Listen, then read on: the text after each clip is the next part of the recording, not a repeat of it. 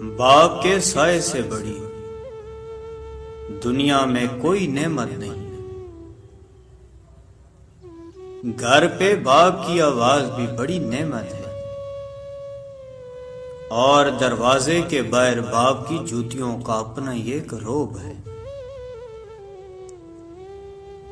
باپ ایک ایسی کتاب ہے جس پر بہت سے تجربات تحریر ہوتے ہیں، جو زندگی گزارنے میں رہنمائی کرتے ہیں۔ اس لیے اسے اپنے سے کبھی دور مت رکھیں۔ زندگی اور حالات جب تھکا دیتے ہیں، اس لمحے ابو کی یہ بات ہمت اور حوصلہ بڑھا دیتی ہے کہ میرا بیٹا بہت بہادر ہے۔ بابا، آپ نے دیکھا،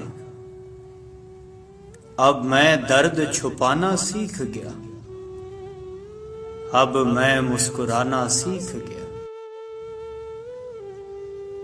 اگر تم 70 سال تک خانہ کعبہ کا طواف کر کے اس کی نیکیاں اپنے ماں باپ کو ہدیہ کرتے رہو، تب بھی اس ایک آنسو کے قطرے کا بوجھ ہلکا نہیں کر سکتے جو تمہاری بدسلوکی کی وجہ سے تمہارے ماں باپ کی آنکھ سے گرے۔ باپ کے سامنے اونچا نہ بولنا، ورنہ اللہ تم کو نیچا کر دے گا۔ وہ لفظ ڈھونڈتا رہا لرزتے ہونٹوں سے۔ ضعیف باپ نے بیٹے سے بات کرنی تھی۔ رلانا ہر کسی کو آتا ہے، ہنسانا بھی ہر کسی کو آتا ہے۔ رلا کے جو منا لے وہ بابا ہے، اور جو رلا کے خود بھی رو پڑے وہ ماں ہے۔ سیانے کہتے ہیں اگر بیٹیاں نہیں ہوتی تو باپ کے جنازے سناٹوں میں اٹھتے۔ باپ کی موجودگی سورج کی مانند ہے۔ سورج گرم تو ضرور ہوتا ہے، مگر سورج نہ ہو تو اندھیرا چھا جاتا ہے۔ اپنے ماں باپ سے اونچی آواز میں بات مت کیا کرو۔ جس دن وہ خاموش ہو گئے، اس دن تم ان کی آواز سننے کو ترسو گے۔ اللہ سب کی اولاد پر ان کے ماں باپ کا سایہ سلامت رکھے، آمین۔ لڑکیاں اپنے باپ سے زیادہ پیار اس لیے کرتی ہیں کیونکہ وہ جانتی ہیں باپ دنیا کا وہ شخص ہے جو کبھی انہیں دھوکہ نہیں دے سکتا۔ اللہ پاک سب کے سروں پر باپ کا سایہ سلامت رکھے، آمین۔ جب رزق میں تنگی محسوس ہو تو غور کر لیا کرو کہ ماں باپ کے لیے دعا کرنا تو نہیں چھوڑ دی۔ ماں باپ دنیا کی ہر ٹھوکر برداشت کر سکتے ہیں سوائے اولاد کے ہاتھوں لگی ٹھوکر کے۔ میرے قدم کیسے ڈگمگا سکتے ہیں، مجھے تو چلنا میرے بابا نے سکھایا ہے۔ ہزاروں کی کمائی ہے مگر سب بہاڑ میں جائے، مجھے بابا کے ہاتھوں ایک 10 کا نوٹ لینا ہے۔ لکھتے لکھتے قلم ہی سوکھ گیا، میرے باپ کی تعریفوں کا بھی جواب نہیں۔ قدر کیجیے ان ہاتھوں کی جن ہاتھوں نے ہماری بنیادیں مضبوط کرتے کرتے اپنے ہاتھوں میں لاٹھیاں اور تسبیح پکڑ لی ہے۔ قدر کیجیے اپنے والدین کی۔ میرے باپ نے کہا تھا کہ اپنے باپ اور بھائی کے علاوہ کسی مرد کے ساتھ بھی کھانا کھاتے ہوئے اپنا بل خود دینا، یہ تمہیں ہر غلط فہمی اور اسے ہر خوش فہمی سے دور رکھے گا۔ کہتے ہیں انسان اپنا پہلا پیار کبھی نہیں بھول سکتا، پھر لوگ کیوں اپنے والدین کو بھول جاتے ہیں؟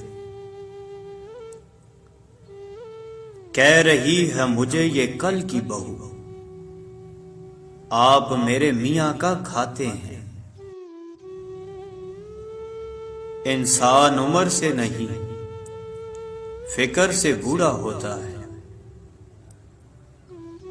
ایک عمر اپنے بیٹوں کی انگلی تھامی، پھر بوڑھے نے ایک دکان سے لاٹھی خرید لی۔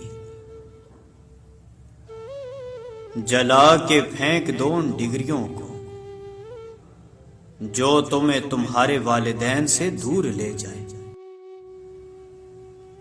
جہاں خواب و خیال چھین لیے جاتے ہیں وہاں اس سے کوئی فرق نہیں پڑتا